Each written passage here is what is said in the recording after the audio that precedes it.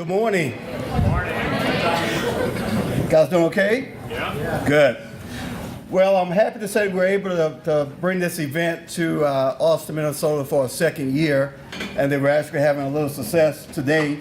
We actually had this scheduled for last week, and Mother Nature didn't quite work in our favor, so we were able to reschedule. So I want to certainly thank some of those that had to kind of help us kind of reschedule everything, and want to thank everybody else for taking some time out of your schedule here this morning to participate and to actually come in and support these three students that we have here today. So welcome to our second hard capstone event to highlight students who participated in our annual MLK essay contest. My name is Tommy Swearinger, and I currently serve as president of this particular ERG. This year marked our 8th anniversary of the essay contest, with a total of approximately 19 to 20 schools and classrooms participating in the event from various locations from around the United States.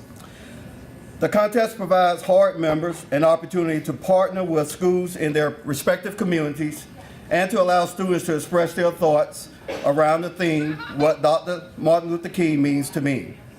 The essays are judged more on meaning and character and not necessarily grammar, as we have participants ranging from the elementary school level all the way up to the high school. After all essays are submitted at each school, there are 4 runner-ups and 1 overall winner, with all receiving certificates and prizes for their achievements. The winning class also gets a donation of school supplies as well as a pizza party for their class. So I hope you guys have had your pizza party. All right. Once again this year, we are fortunate to have 3 students here today to share their essays with us. Each of these students were the overall winners at their schools, and we're entered into a second round of judging with all overall winners. At this time, we're going to be hearing what I would coin as the best of the best of this year's entries. Sharing with me in this ceremony today are some other HARD members that are going to come up and give a proper introduction to all the students. We have Jeremy Williams here, who's the night superintendent in Atlanta, Khadijah Aldrich, who is the safety and security supervisor at Skippy, and we have Antoine Destin, who's the area manager of food service in Minneapolis. So at this time, I would like to bring up our first presenter, Mr. Jeremy.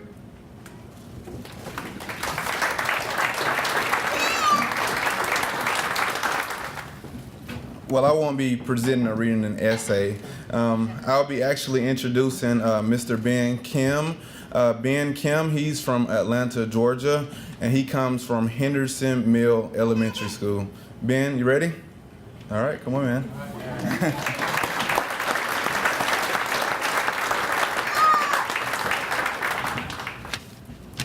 Good morning. Good morning. Dr. Martin Luther King Jr. means a lot to me. He stood up for what was right. He never lost hope, even when things took a turn for the worst. He stood tall, even when he was threatened and hurt. He kept going, though he was thrown in jail, hurt, or even frowned upon by some. He had more courage than I can muster. He means a lot to me. One thing Martin Luther King Jr. means to me is to do what is right and kind, over what is believed by most and enforced. Even though Martin Luther King Jr. knew what would happen if he protested, stood tall, and believed, he did them anyway. And most importantly of all, he did it without anybody raising a fist or pulling out a gun, even if the anti-protesters did so. I believe that even if Martin Luther King Jr. was born white, he would have still done what he did. He would have joined protesting and boycotts, speeches, and marches. He was very courageous that way. It inspires me, and I'm sure everybody else that way. He inspired me to do the same as him and to do what is right and equal rather than bad and mostly believed, even if it means huge consequences and public embarrassment. One person like Dr. King can change how the world looks at things, so why not me? Another thing Martin Luther King Jr. means to me is to keep going.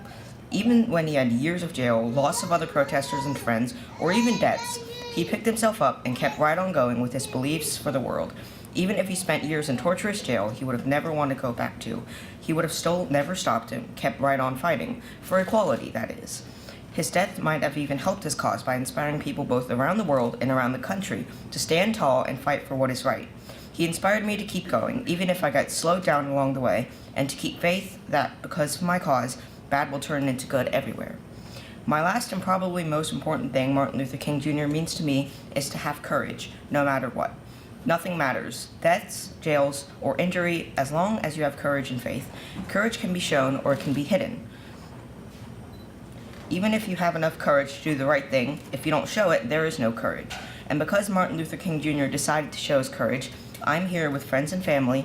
Because he chose to show his courage, the world, including me, is treated fairly. Because he chose to show his courage, the world is what it is today.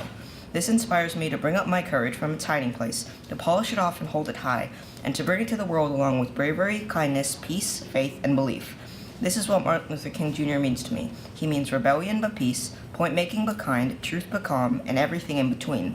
He has inspired me to stand up for what is right, to find my courage and hope in me, and to find faith in other people. To me, he means this: courage. Thank you.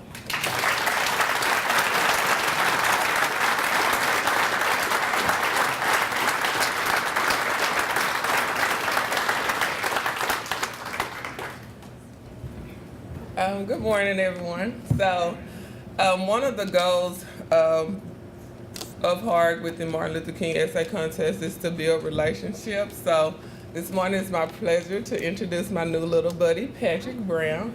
He's a student at the Landmark Elementary School in Little Rock, Arkansas, where he's in the Gifted and Talented program. He also loves to read graphic novels. Didn't think I knew that, did you, Patrick? And when he grows up, he wants to travel the world and be a photographer. So, Patrick, come on up.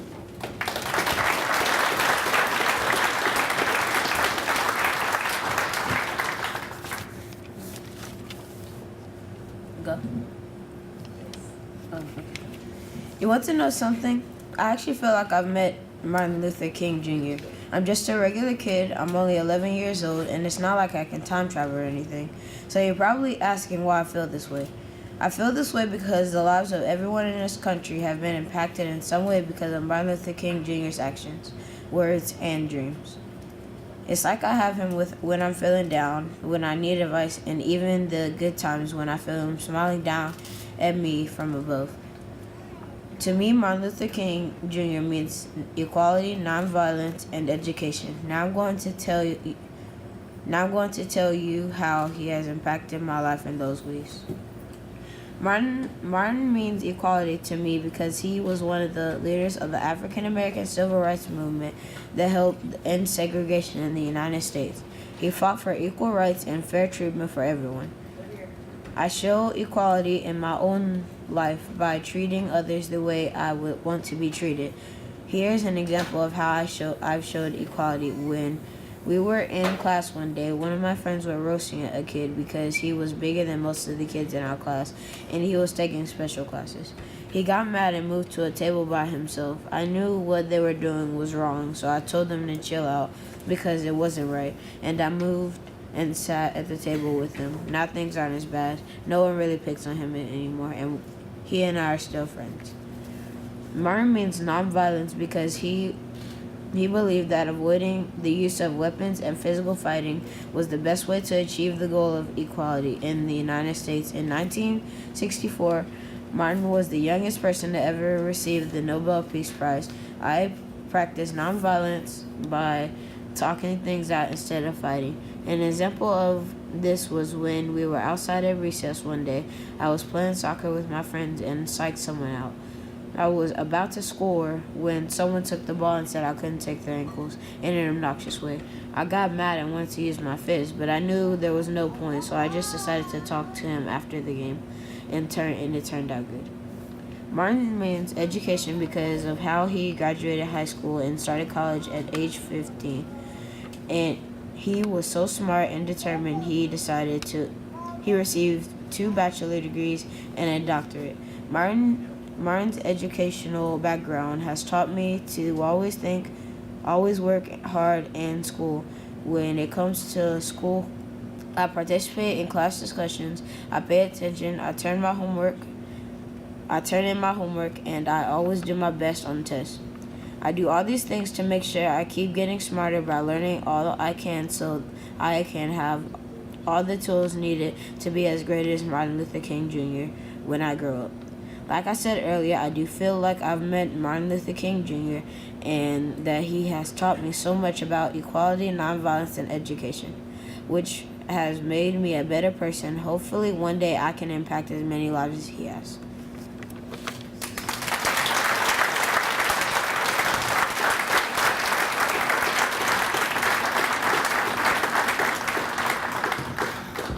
Good morning, everyone. I have the privilege of introducing Blessing Champ. Blessing is a 5th grade scholar at Best Academy in Minneapolis. Blessing loves to read.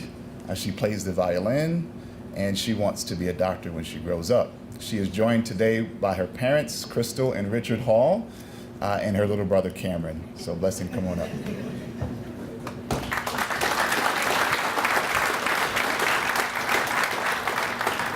Take chances. If you risk nothing, then you risk everything. Dr. King meant hope and pulling together. One person can make a difference if they are determined and stick with it. If you are honest and work hard, you can. If you're honest and work hard, you can make the world a better place for Black people. Dr. King took many risks, even if it was hard and he was scared. Sometimes he put himself into trouble. What a great leader with great ideas and strategies to put his people first, since they could not help themselves. I will take risks to help make change. I already have, and I'm a kid. I read to younger children once a week at our all-life school. That's being a role model. I came up with the plans to help the homeless, like it was called Baggies for the Homeless. When they were passed out, the people were grateful. Many were Black people. I came up with the idea of collecting food for the Children's Hospital Pantry to feed families who had babies in the hospital so that their parents could eat. Like Dr. King, I will be a leader and solve problems in my community. I plan on taking full advantage of me being able to go to school and get an education thanks to my ancestors. Knowledge is power, and Dr. King was educated. Take chances. If you risk nothing, then you risk everything. Step up and make a change in the world. Don't stop believing. Dr. King never did, and he even gave his life. We can continue his dream.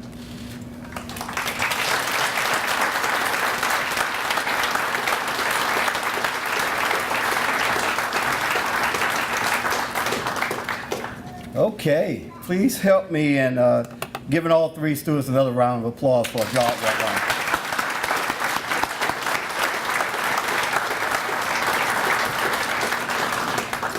Okay, at this time, I would like to introduce Jim Sneed, Chairman of the Board, President and Chief Executive Officer of Hormel Foods, to say a few words, please. Thank you. So Tommy gave me an assignment early this morning. I had to write an essay about what I learned from Ben, Patrick, and Blessing. I learned a lot this morning from the 3 of you. You were awesome. I've got some letters sitting on my desk that I need you to come back with me and help write. Because your articulation and grammar and messaging was absolutely spectacular, all of you. So what I learned from Ben.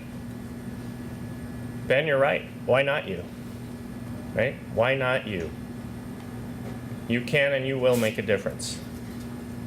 Patrick, I love it. Chill out. Talk it out. Right? What a great way to make a difference and solve a problem. Blessing, you can take risks. You will take risks, and you will make this world a better place.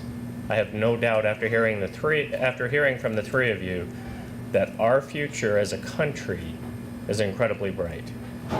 So thank you for everything that you do to make your classes and your communities a better place. You have a responsibility. It's clear to me that the 3 of you are leaders. And so now you have a responsibility to help make things better and to always speak up. We talk a lot about speaking up around here. And speaking up doesn't mean just complaining because you don't like something or you feel like you're being mistreated. Speaking up means helping to solve problems and make things better, make things easier for classmates, for teachers, for your parents, right? So we are so fortunate and so blessed that the 3 of you participated.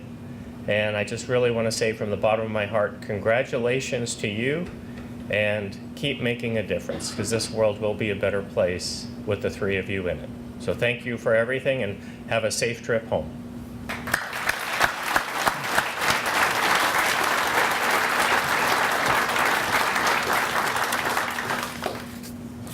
All right, well, We had some wonderful essays. I really want to thank each of the three of you for really putting the effort and the time into what you did here today, and your parents should be very proud. In closing, I want to first recognize a couple of people here. I want to say thank you to the parents. Secondly, I'd like to thank our corporate communications department. They've been a partner with us here for the second year, actually being able to bring this to what I would consider to be the next level. This really started out as a project that we did some 8 years ago with a couple of elementary schools, and it's grown to what we are and where we are today, sitting here in this room having the opportunity to listen to some students here. So I want to thank them for all the work that they've done to help support us in these efforts, especially given the nature of having to do a cancellation and rescheduling in a pretty quick manner. So thanks to the communication team. And finally, I want to say thank you to a young man here, Jeremy Williams. If you please stand up, if you don't mind, I'll pick on you a little bit. But Jeremy Williams chaired this event. As most of you probably know, Harold chaired this event for many, many years, and we kind of brought Jeremy along to kind of help, and with the plans at some point that Jeremy would take over the MLK essay contest. So this is Jeremy's first year. And of course, last Sunday I called him panic and said, I'm not sure we're going to do this because of the weather. And he said, we'll get it done, Tommy. So I want to thank Jeremy for the job that he did. And this is what Grow Talent looks like to me. So thank you.